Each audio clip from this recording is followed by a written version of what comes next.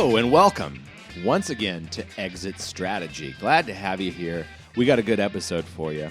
We might have a few new listeners, and I want to welcome you right now. You might be asking yourself, what is this podcast? Let me tell you.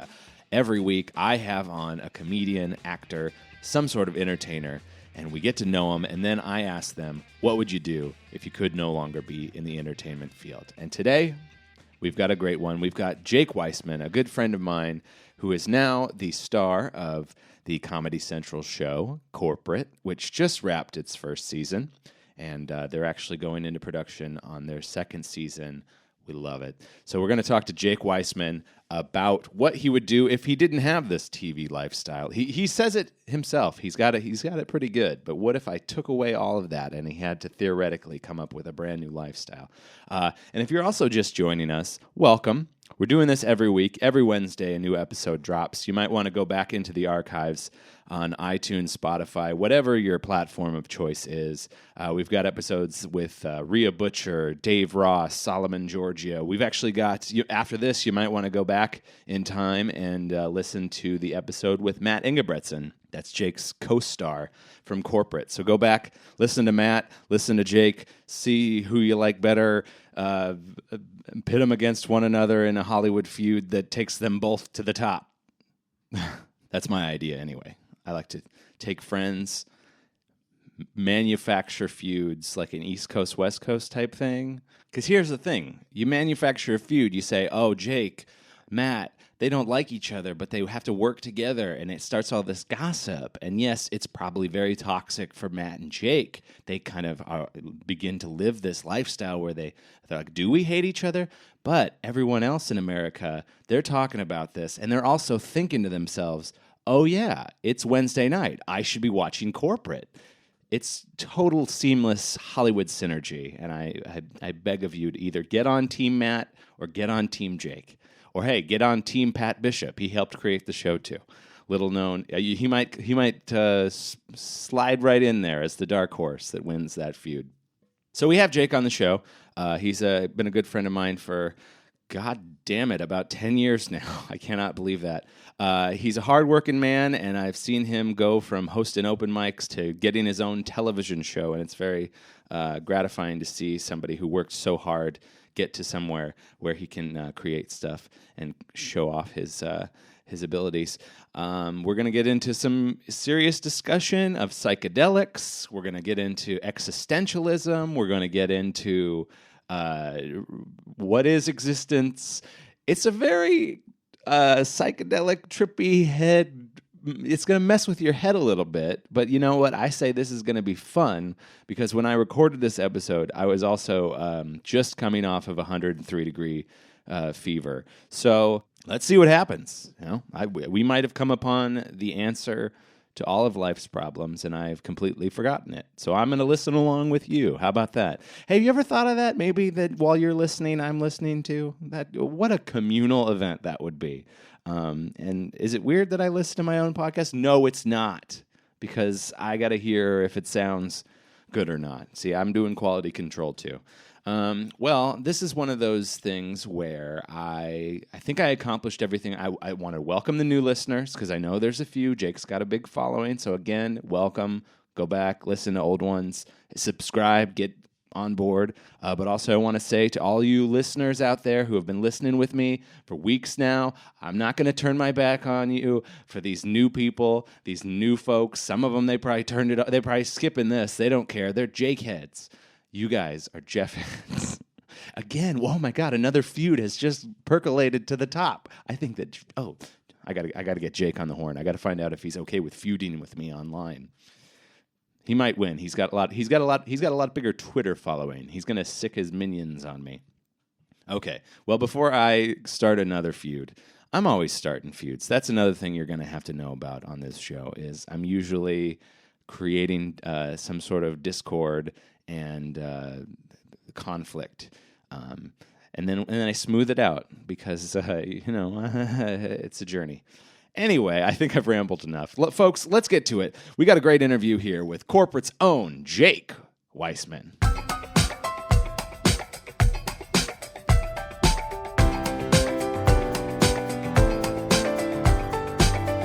I'm so tired of being like, hey, I got this thing. Yeah, You know? it sucks.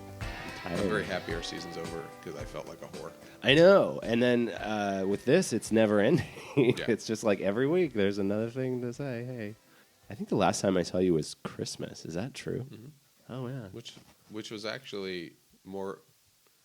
That's seeing each other more often than we normally do. I know. Well, you're so busy. Yeah, I also don't. But beyond that, I wasn't that busy.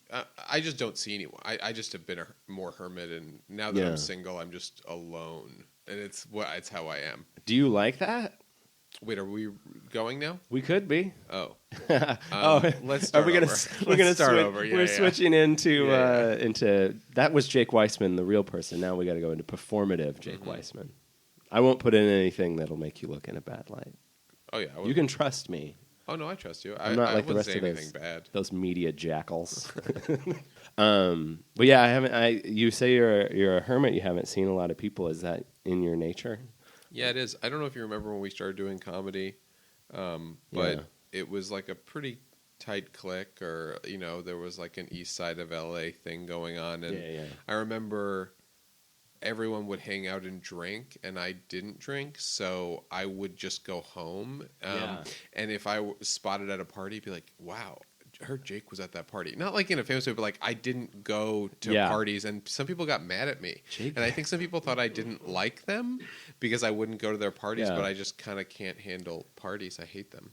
Well, if you don't drink, being around comedians that are like 23 isn't. It's not like, why would you put yourself in? Like, there's no joy that you're going to get out of that after a certain hour. Yeah, I don't think I'm that silly, except in very private circumstances. So most of my conversations go to, I think about dying all the time. And no one really wants to talk about that. Most people are able to do small talk in a pretty serious way. Like, yeah, I saw that Black Panther, and here's what I thought about it. And for me, it's like, I see no point to going on, even though my life is good. And people are like, I'm drinking, dude. And so I've always had that issue. It's Saturday. Yeah, and so I just, instead of dealing with the awkwardness or feeling like I'm a burden, I just remove myself from the situation and just go home and hang out with my cats. I think, though, that it didn't hurt you because you might have only been around like for a fraction of the time all the time, but I still counted you as like, oh yeah, Jake was, he's gone now, but he was here. I think I was just at all the open mics, and I consider myself friends with everyone. It's just, I don't know. There was the social element of comedy scares me because I feel like everyone's desperate for something, and I don't like being around that because I relate to it too much. Yeah. Well, I mean, can I throw out a theory? Maybe you probably put in the exact right amount of healthy social energy. If you're gonna say I'm healthy, I'll take it. There you go. Yeah. Well, you put in enough, like to it's like gambling, like to know when you've reached like it's not going to get any better than this. You back out. It's kind of like that with parties because you could have been like. I mean, you could have easily been one of those people that's up until dawn every damn day doing whippets and like. There's a certain type of person that says like, I'll never regret like doing that crazy thing, but I've never regretted not going to a party. Yeah, like, which is weird. You theoretically should. A lot of fun stuff happens. You meet people and all that stuff, but I've never regretted wasting a day or night of my life at home doing nothing. I've always been like, that's fine. At least nothing bad happened. So what? Take me through this. It's 9:00. Jake has left the party 3 hours ago. What's he doing at home? He's just hanging out with Shiksa and Pebbles? I think I'm hanging out with Shiksa and Pebbles, and I'm scrolling through a bunch of stuff on TV and just being like, I don't want to watch that. And then I'll watch some sports highlights, not because I even care about sports anymore, because you feel nothing. Yeah. I was thinking just recently, I don't understand how anyone in this age in 2018 doesn't understand the appeal of sports simply for how simple it is. Yeah. It's like there's a winner and a loser, and the game starts and the game ends. There's nothing complex going on. It really doesn't matter at all. It's just you get to zone out and feel like you have a reprieve from the pressing insanity of the world. And so I don't, the sports to me is like the only thing I can watch now. So I'll watch some sports or highlights of games I don't care about and would pay to not really watch. And I'll probably masturbate a few times, and I will go to sleep early because I've had sleep issues for so many years that I'm just like, anytime I get tired, I try to go to sleep. I usually wake up at like 5 or 6 no matter when I go to sleep. So I just try to go to bed as early as possible. And I scroll through Twitter. I mute some people that I like in person. And I'll go to NewYorkTimes.com, read the headlines, laugh about it. And that's about it. I feel like, and sometimes I'll read a novel. Yeah, but it's on a not good night. Nothing good is happening. Yeah. I'm just like trying to. I still feel. Do you feel like? I just feel like I'm just trying to exist in a mentally healthy place more than anything else. I'm just trying to want to enjoy my life, and it's so hard almost constantly. And I have a very good life right now, and I'm still just try to feel okay today. Yeah, it's just every day. I think that you and I probably have different different level of positivity. I wouldn't say that I'm like 100% cheery guy, but I probably am a little bit more of an optimist than you are. Mm-hmm. But I would say I have felt that in the past, obviously since November 2016, mm-hmm. It's felt a little bit like the world is sort of, no one's in charge here. Like there's no... Mm-hmm. There's semblances of control, but really there's nothing truly steering this car. In a way, it has freed me up completely. Yeah. In a way, it has made me even more nihilistic than I already was. It's two mm-hmm. different things are happening. Because to me, it's obvious there's no good or bad in the world, especially now. Because it's like, no, things just happen and people are sheep and can be easily manipulated. Yeah. Power repeats history and strong men that are awful, insecure people take over and nothing is good and no one really cares about it being good. And often the people who say they're good aren't. Yeah. They're just trying to be out for themselves. And I find myself now in this political landscape where I'm a liberal person, as you know, but I don't trust liberals, especially the ones in comedy, because I know they're just doing it for branding purposes. And I hear personally how awful they are. And then they're like, no, equality for all. I'm like, you're a piece of shit. So I feel very free in the sense that I think everyone's a bad person. So I feel totally fine doing whatever I want and not really worrying being about that positive and just living for myself, really. Yeah. But then the other part of it is, it's very obvious to me that life doesn't matter and I could end it at any moment and it wouldn't matter. And I feel like if I keep living on, I'll just feel pain in my body constantly. And is that worth living? But also my life's good. It's just like a lot of what? It's all pointless and sometimes that's great and sometimes that's bad.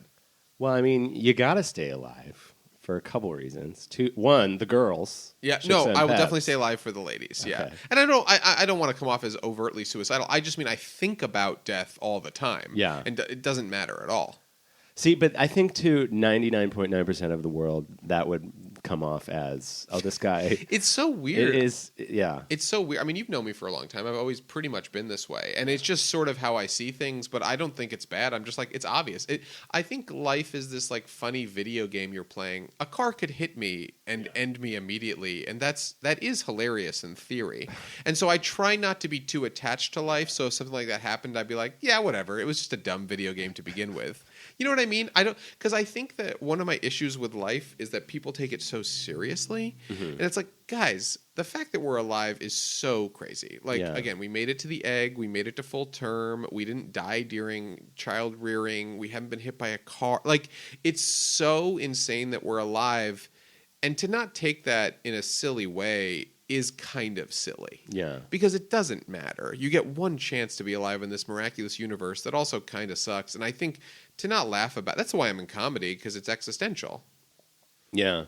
The one thing that I always am a little bit disturbed by are the people though that don't allow themselves to enjoy certain things in life because they're worried about their afterlife. Anything so where it's up.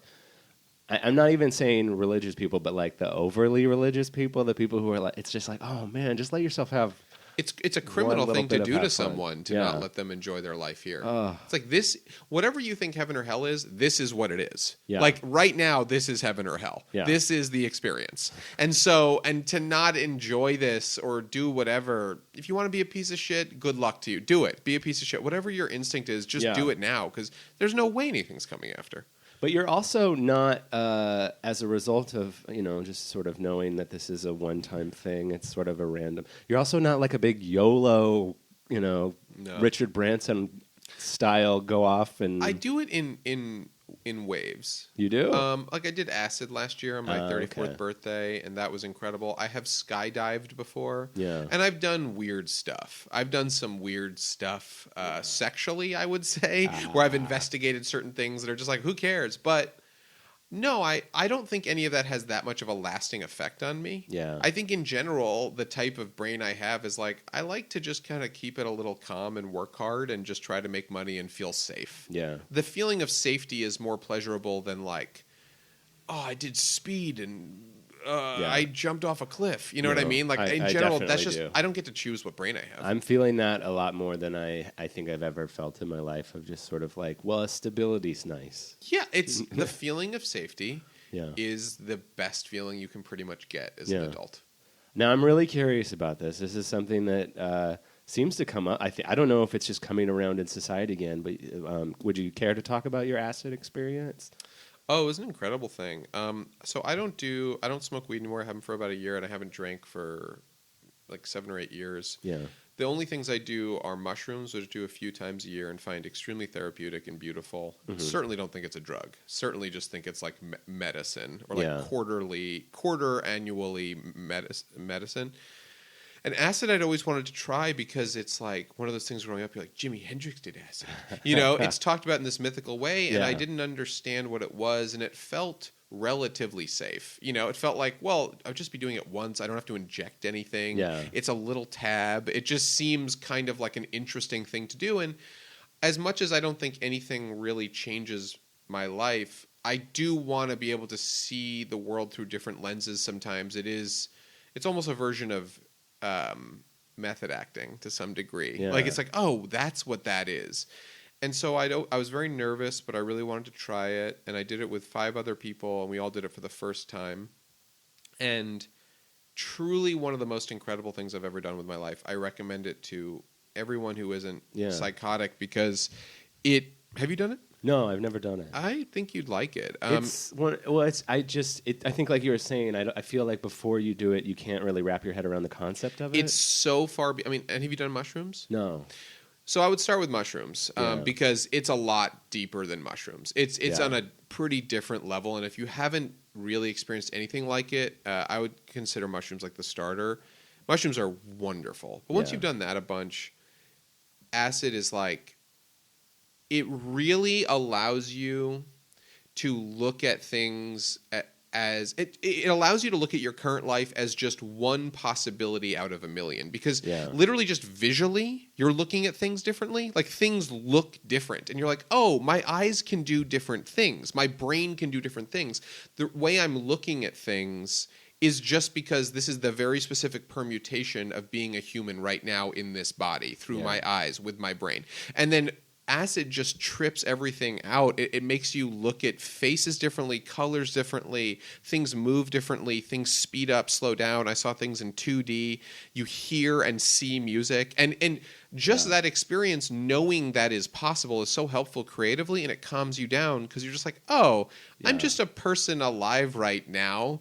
It's crazy that I'm alive in a body that can think and function. Language is just this thing we created. This is one permutation out of a gazillion, and the physical knowledge of that is really can calm you down and open you up to the potential beauty of things. So often, I mean, I have clinical depression, so it's easy for me to just like, everything sucks, everything's stupid.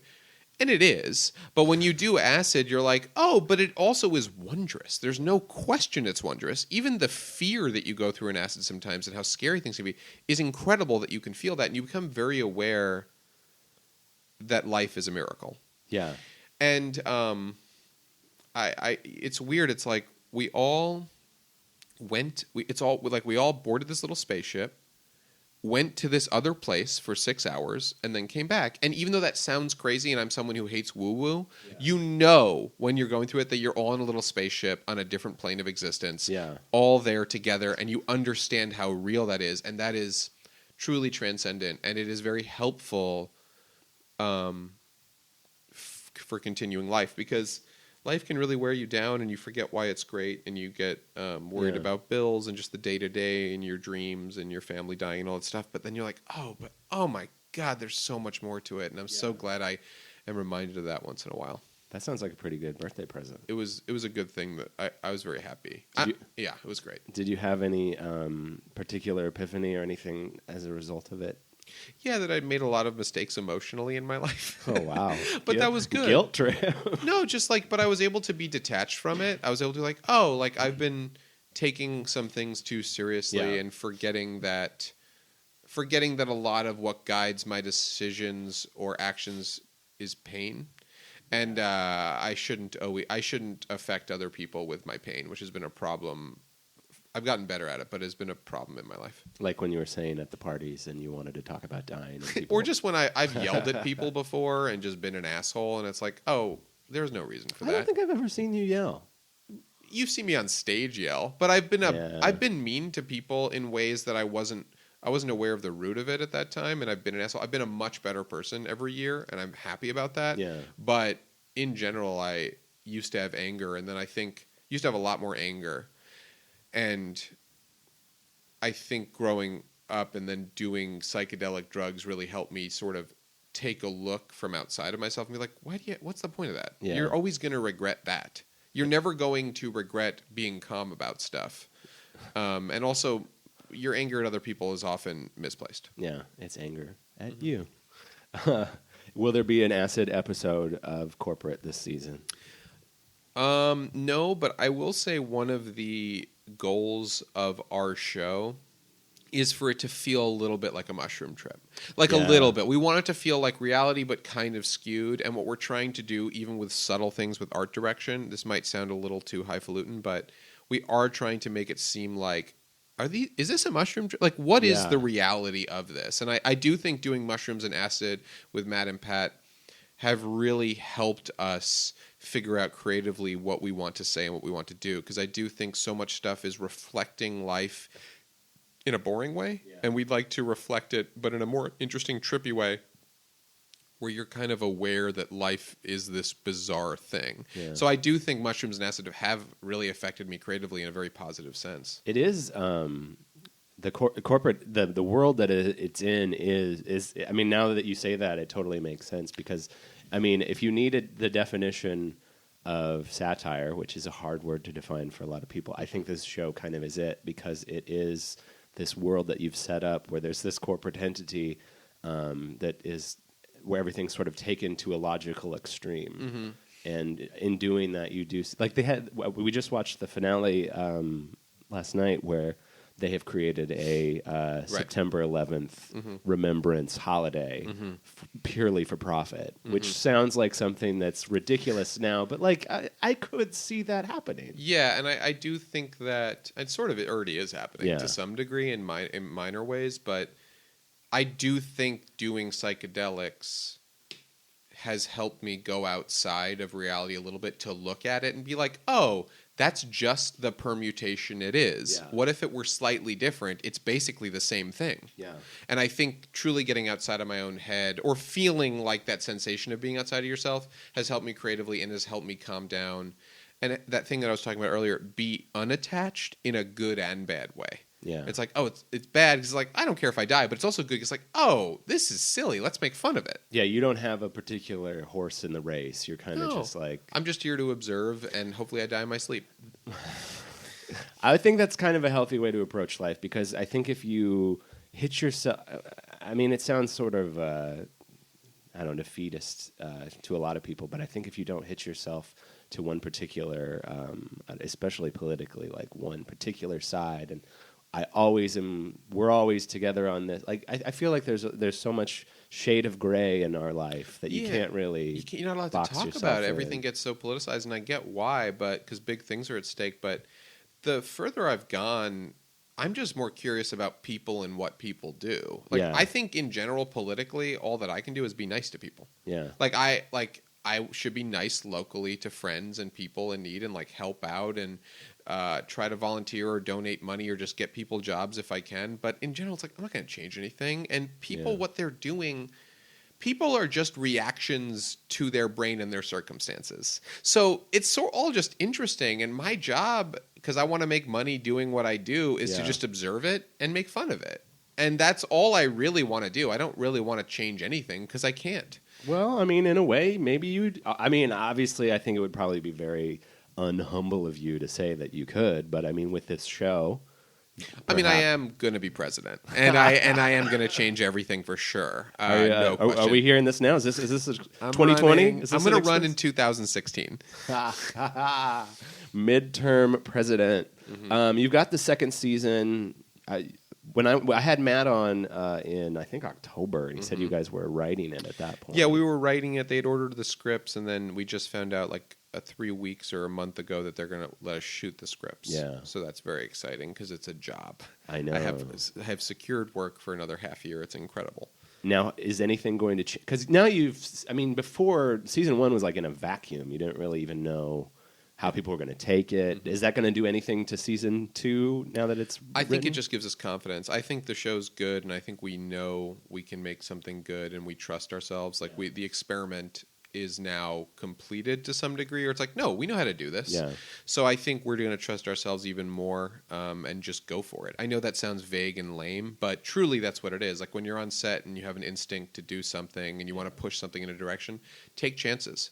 I think we know like we have good instincts and we aren't afraid. Yeah. And we've already gotten so lucky. 2 seasons of a show, that's the dream. You know what I mean? Like anything beyond that is silly. And if we got 2 seasons, I've accomplished what I wanted to accomplish. I mean, even getting in a show, it's crazy. So many people don't get the first season. Beyond lucky. I feel almost ashamed of how lucky I am. But I think it's just trust ourselves. We're very aware this is maybe a once in a lifetime opportunity. So just go for it and don't regret stuff by not doing it. It feels just like do you're what you going want for to it, too. do. Say what you want to say. Don't be afraid. Yeah.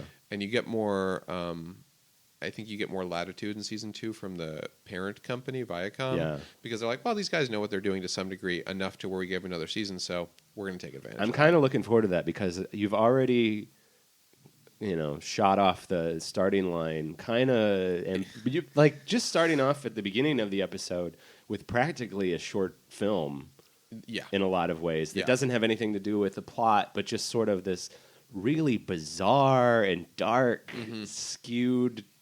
2 minutes tops for 7 episodes. Yeah, I think we're just going to continue being crazy and hopefully be crazier. And I think the second season will be even better because we've learned a lot and we've learned to not be afraid. And we're not trying to be the Big Bang Theory or relate to a lot of people. We're just trying to get a small cult-like audience that loves our show. Yeah. This isn't for everyone. It's just for sick people. And I think we can feed the sickness even better. I want to see when it's like season 14 and you guys have retooled the shit out of it. And I've had so much plastic surgery. And it is a 3-camera sitcom now. That's what I want to see. Well, life is going pretty good for you, Jake. You've got a television show on the air. You're still going out and doing stand-up on a pretty damn regular basis. Well, I wasn't for a while, but I've started the last few months to do some spots, and it's fun. It's fun. Yeah. I'm having fun with it, which I wasn't always doing. Well, that's the joy of stand-up, is a lot of times you're doing it and you don't want to be there and you don't know why you're there. Doing this? What am I? Why do I feel I have something to say? I don't.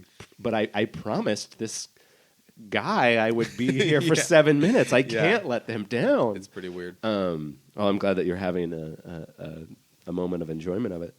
But let's talk about now that you're enjoying your life, now that you have all these great things, let me snatch it away. Theoretically, if you didn't have the show, if you didn't have stand-up comedy in your life, what would be your new path, your exit strategy? I mean, this sounds like a joke. I definitely would contemplate suicide for sure because I do. That's a new one. I like the true exit strategy. I think I would think about it a lot because I'm probably too narcissistic if I can't do exactly what I want to do, I don't think I'm not a huge fan of life. Like Yeah. as beautiful as it is. I think we've established. Yeah, so I think I would really think about it. So I would maybe dabble in heroin just because I've always wanted to try it. And So you'll go full on nihilistic. I might. Yeah. That's an option. Yeah. So I would think about But suicide. again, I want to remind you, you have 2 beautiful cats still. Oh no, I know. Yeah, and I've already made sure that a few people have promised they would take them on. But I don't want to leave Pebbles and Chicks. I do love them, and that is one of the best parts of my life. Being a father is very important to me. But it's also a reason I don't want kids, so I can kill myself whenever I want. And I just want that option. but I think I would consider that, probably not do it. Yeah. The reason I moved out to Hollywood originally was I love documentaries. Yeah. So I wonder if I could maybe get into documentary production to some degree or help produce them. So I do think that I am capable of organizing things. Like, I think I am good at that. Like, I don't love doing it because it's stressful, but I do think naturally my brain is a little OCD and can think of a lot of things that, like, what about that? What if that goes wrong? What if that goes wrong? Yeah. And I think I'm pretty good at the producing side, because one of the things we do for corporate is we're producers, and we have a line producer who's incredible, but there are some things where we have to make decisions as well, and I'm good at, like, remembering what everyone needs to do something in the way that I can sacrifice myself to not enjoy something so something will get done. Like, I'm good at that. Just being like, let's get it done. Or like when people come over to my house, I'm very much like a Jewish mother, and I'm like, do you need this? Do you need that? Do you? And I don't enjoy the experience, but I enjoy taking care of everyone. Yeah, you do have you do pay attention to a lot of the details. Yes, and I'm just lucky or cursed to have that kind of brain. That's very detail oriented, and I can't rest until that's all taken care of. Yeah. So I think documentaries, although I don't think people care about them, they are the thing I like to watch the most. So I think I would try to get into that. I've also thought about, I once saw, I like Taylor Swift, and she was asked once what she would do, and she thinks she'd work in advertising. Yeah. And I think I have a similar thing where it's like, I think I have a general idea of, like, catchy phrases. Yeah. And I don't like advertising. It's so manipulative. But I do enjoy hooking someone with words. And I do think that I, like, hear a certain kind of, like, verbal music in my head sometimes. Or, like, people would like that. Yeah. Like, there's just, like, a certain, like, catchphrases come a little easy to me. Like, I'm like, I understand, like, an earworm, like, verbally. You know what I mean? You've spent 10 years crafting language. So I think advertising could make a lot of money, and I have noticed with the campaign for Comedy Central, it was fun, like, working with the marketing department for them to manipulate people into watching our show. Yeah. And I do, even though it is not as creative as I'd want to be, I do like the sort of capitalist creativity of it because I think it's a fun game. I like things that are games. Did you have any input in the marketing? Yeah, to some degree. But we pushed them in a certain direction and said it has to be dark, it has to be different, it has to be, like, cynical, and they did a great job. I think the people at Comedy Central related to the show so much because they don't like their lives, so they really felt a catharsis by marketing the show. But I did feel I really enjoy that game of, like, what can we do to get people to pay attention to us? Because even on Instagram, I have a meme that's constantly going forever, and I like sort of, like, patterns and hooking people, and I like trying to get people to pay attention to me. Yeah. I'm very obsessed with, like, Kanye West and other, like, iconoclast people who always play the game of pay attention to me, and I think advertising is that kind of thing. Yeah. I really enjoy that sort of aspect of capitalism, even though it is kind of evil, but it's been happening forever. And there's no other way to do it. It's going to be around no matter what. So you can either grumble about it, or you can make your mark in it. Right. So I think advertising is another thing that I would try to get into, and I think I'd be really good at it. I think you'd be even better than you think you're going to be good at it. Yeah, I think I just understand that it's a game, and it's interesting. It also blends psychology and sociology, which are both, like, super fascinating things, especially human psychology and being able to manipulate that. I love manipulation. All the Wikipedia things that I look at late at night are basically, like, serial killers and, like, despots and sort of, like, and cult leaders. I'm just obsessed with people who psychologically abuse others. Well, and the cult of personality. Like, it's really fascinating to me. And I think that now more than ever we have we just have this very fascinating case study of that going to its logical conclusion in our own political world, where it's like, oh, you can see how somebody can use their charisma, capture an audience, capture a strategic audience, and get what they want. Yeah, because Trump winning is really more about other people's psychology than it is his own. You know what I mean? It's like, wait, this is an obviously horrific human being, but it works. Yeah. And it's like, what does that say about what people want and need? Yeah. And it says a lot. And I think I'm not an oppressed person, so I can sort of sit outside the political debate and just watch what's happening to people and be like, oh, that's so interesting. That is really fascinating. I bet I could capitalize on that creatively, or if I couldn't be in comedy, something else like that. I do have dreams also of like pulling a lever, essentially, or some version of like one of my first jobs when I lived out just here. being Yeah. thoughtless. Why not? I go in 9 to Why 5. not? It's the same thing I feel sometimes when I go home. I'm like, I don't want to do anything. Ambition makes you want to die. You know, like when you lived in the woods and were just trying to survive, you didn't think about like, oh, what am I saying creatively? Creatively. That's pretty creative. You've coined another word. Yeah, I had a job for a year working at Sony where I just made dubs all day. I literally just put CDs in DVDs in a DVD tower and did that. And that was a terrible job because I had ambition, but actually it was great. Yeah. It was so simple. And I got paid. You probably don't need to come into work feeling particularly good. No. You don't really need to. No. You don't need to look your best. You don't need to like have ambition. Really, there was a guy I worked with who his job, he'd been there for like a decade, and his job was so easy. Like it's just literally like making copies, and like you had to learn a very basic computer function, make copies. And I remember I worked with him, and his whole life was working that place, and then once in a while he'd get a call on his cell phone, and he'd be like, "Hello?"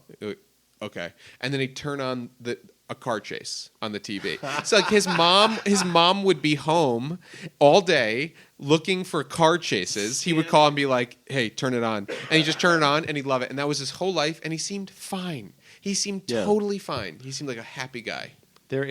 People do get they're satisfied, very easily. God, how amazing it would be to just I don't know that you would feel that, though. I wonder if probably not, but I wonder if I could become that.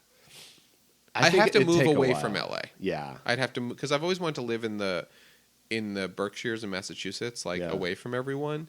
That's my favorite place to be. And I wonder if I could just have a job that's like, here, like even behind a counter, here you go, sir. Here's your bagel, and I just live there. I think there's a chance I could like it if I got rid of all social media and didn't know what everyone else was doing. Exactly. I don't know. I could be wrong. Well, right now you're just around so much ceaseless ambition that you can't help but be sucked into like, well, am I doing enough? But I'm sure if you were just like in a little small town where everybody does the same thing every day. Seems pretty good. Yeah. Seems pretty fun. I think that's where you'll end up anyway. So. I hope I mean, as you get older, I can't imagine you getting less hermit. No, I don't really like think I'm gonna act that much. Like I'm not like an act. I'm just in this show that I created, but I don't want to look good. I don't know, man. Jordan Peele, he's on the Oscar He's a little more stage. talented, I would say, just slightly. But I just want to I just want to. If I need to make money, I'd love to write, and I can write from anywhere. That's and true. so I would love to write, just email off the new thing, and just then go live in the woods to some degree. What is the vibe in Massachusetts? It's the Berkshires.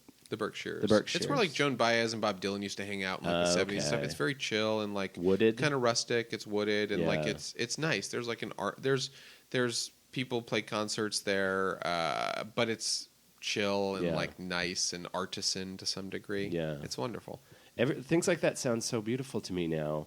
I would love to just never see another social media page in my life ever again. By the way, follow Exit Strategy on Facebook. We're in a prison of our own making. I know, it's so. I have a day job now in social media, and nothing makes me more sick and more just over it than being around it. It's all manipulation. It's so bad. Yeah. I don't like it. So you have a few exit strategy options here. Let me run it down. Advertising, documentary producer, hermit in Massachusetts. And suicide. And suicide. Oh, yeah, suicide. Which is leading the pack. So far, we should have a poll. Vote what you think Jake should do. I think just one of those things would be fine. But I don't really want to do anything besides what I'm doing. I'm kind of a brat. Well, nobody does. Yeah. And I think that you were saying this before. You like to keep busy. Oh yeah. And I don't know that just to keep the demons at bay. Yeah, I don't know that you're quite ready to follow these less busy paths. Yeah. I think you're right. But someday. Someday I'll kill myself for sure. I know. I feel like I'm implicit in this. Good. All right. We're going to take a little break here. We're going to come back, and then, Jake, I'm going to give you an opportunity to sell out hard. You're going to pick the sponsor for this week's episode.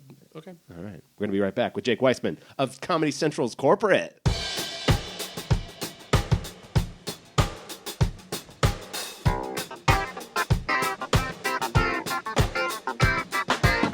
We're back here with Jake Weisman. We've been talking a lot about the folly of existence, and now we're going to start talking about cold, hard cash. Jake, every week we have the guest choose the sponsor in the hopes that maybe this sponsor will hear your endorsement, say, oh my God, this guy can really talk a good talk about our product. Perhaps we could bring him on board, make him the face of said product. So hit us up here with this week's sponsor. Who is sponsoring this week's episode? It's the podcast Exit Strategy 5 Years in the Future.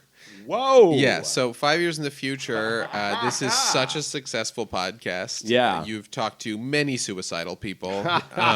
You've become Mark Maron-like podcast famous. You're making too much money. You don't know what to do.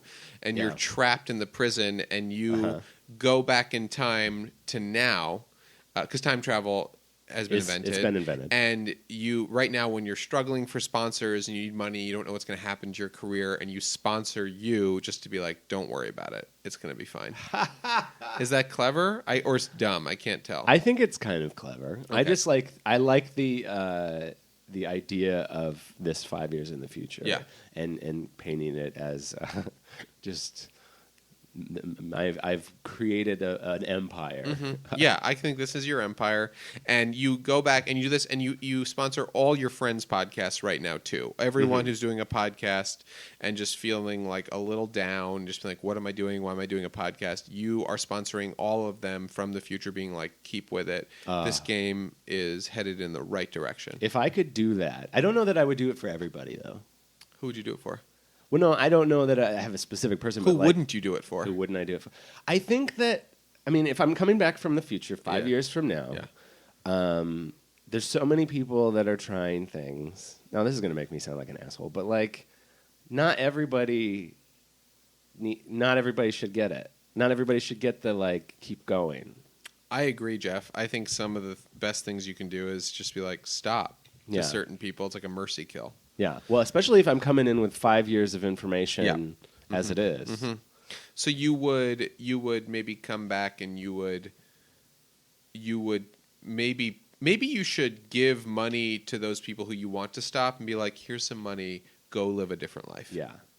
And I don't know that I'm necessarily saying this please stop, I don't like this. It's more like I've been to the future. This is you should focus on something else. Mm-hmm. It That's doesn't really nice. get that. Yeah, it is like a mercy thing. Yeah. I feel like I've completely jinxed myself in creating this scenario. Good. I hope I've given you a lot to think about. You really have. Do you think you'll be doing this 5 years from now? Oh boy, I don't know. It would because then you have to be a guest on the show. I know. Because then it'll be like, what would you do if you weren't doing Exit Strategy? People have asked me that, and I don't have an answer yet. Mm-hmm. So I'm gonna need the time, and that's the final episode. Mm-hmm. When I'm like, that is a good episode. That's really good. Thank you. You should get a live audience for that, where you reveal it. I reveal it, and then that's it. Canceled. Mm-hmm. Done. Do you have you don't have a podcast at the moment? No, I don't. I had one a long time ago. Called The Morning After with Eli Ellsberg, where he interviewed people from the adult entertainment industry. But we got in and out. We got a decent following, got out before you could get paid. So, but it was yeah. good. It was a good experience. I learned a lot, but I don't have a podcast now. And now I feel like I don't know if I should because I feel like it'll be a little oversaturation on my part. Yeah. I'm not sure that I need to be doing that, but I don't know. Is it fun? Oversaturation is in there's too much Jake out in the world. Yeah, my face is on fucking billboards. It's absurd. Yeah, but I mean, it's you've only got like what 7 weeks at a time where you're like Jake, Yeah. and then the rest of it's sort of. I mean, do you think I should have one? Well, let me ask you this: did you enjoy it when you had it before? Yeah, it was stressful booking guests. I think it'd be a That little is easier. true. I think it'd be a little easier this Yeah. time. I think I've met more people, and people would say yes. You know what I mean? Yeah. Like because I've known them for a while. But it's stressful.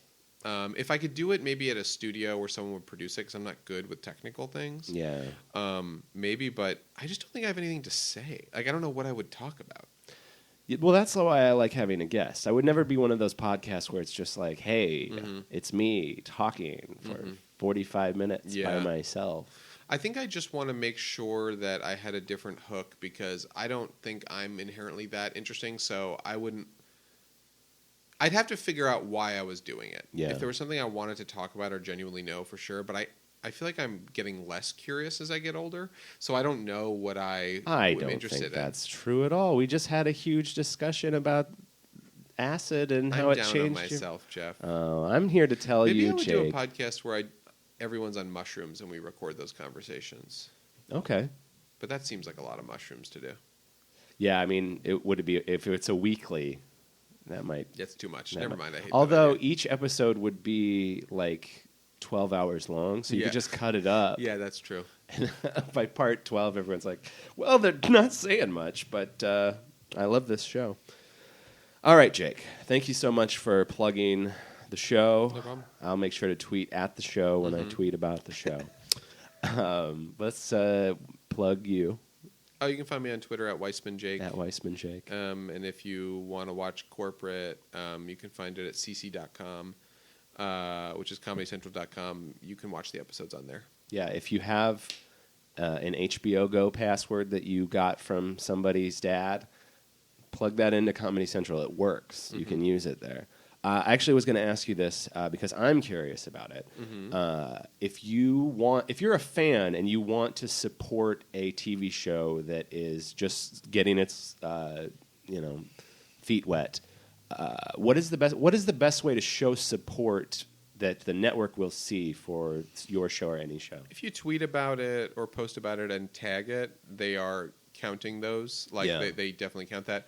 But also either buying it on iTunes or watching it at cc.com, they're counting the streams as Yeah. well. But I would say like talk about it, post about it online, and also just try to watch it without torrenting it, but also torrent it if you want to. Yeah. Like I just want people to see it, and the best way is to see it and tell people to watch it. That's true. It does not matter. Yeah. I don't care if you're stealing it at all. Just tell people to watch it so we can keep making Yeah, it. I think that is true throughout the board. The only because you're just inundated with advertising, as we were talking about earlier. Honestly, the best way to support art is to to actually audibly say, "Hey, this is something Say that it's I've been doing lately." That's truly it, and the only reason I want to make it is because I enjoy making it, and hopefully people like it, so I can keep making things. And Yeah. if people talk about it in a good way, even if it's not a ratings bonanza, I'll get more work. yeah. And that's really what I want. And we just want Jake to be able to feed those little girls. Little babes. Well, Jake, thank you so much for coming on the show. I really you for do having me, appreciate Jeff. it. Give my best to Shiksa and Pebbles I will. and the corporate gang. Thanks, buddy. Bye.